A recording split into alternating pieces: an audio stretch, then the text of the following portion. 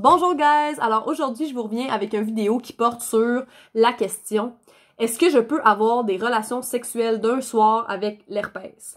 La réponse c'est absolument, et moi cette question-là, je me la suis posée là, tellement longtemps la première année.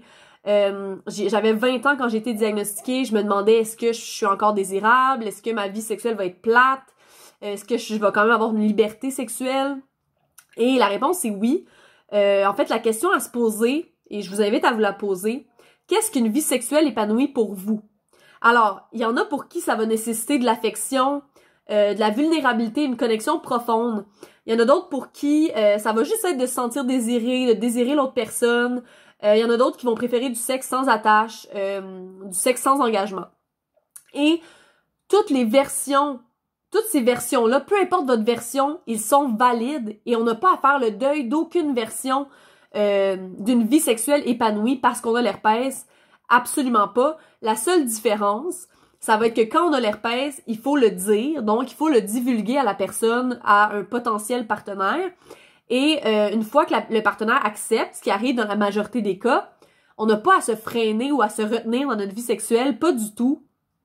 C'est vrai que ça va dépendre aussi de la période de notre vie, donc ce que j'ai nommé comme étant, par exemple, l'affection, il y en a d'autres qui veulent du sexe sans attache, ça va changer dépendamment des périodes de notre vie, mais c'est pas parce qu'on a l'herpès qu'il faut se cadrer dans une forme de sexualité ou se retenir d'avoir des fantasmes. Alors, absolument pas.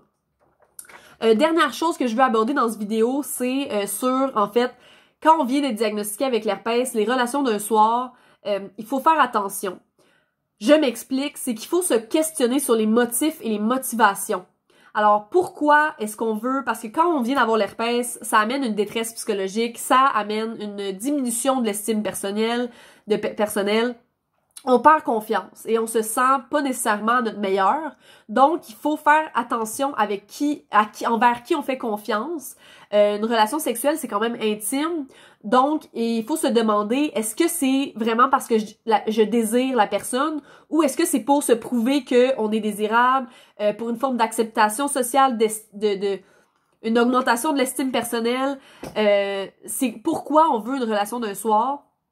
Parce que des fois, on baisse nos standards parce qu'on a l'herpès. Aussitôt que la personne accepte notre diagnostic, on saute sur l'occasion, alors qu'il faudrait prendre le temps de vraiment s'accepter, d'avoir confiance et après de choisir quelqu'un justement avec qui on est confortable, envers qui on a confiance pour que l'expérience se passe bien, surtout dans les premiers temps parce que on est vraiment plus vulnérable et que ces expériences-là vont être importantes en fait pour reprendre le dessus, se ressentir valide et désirable, etc., etc.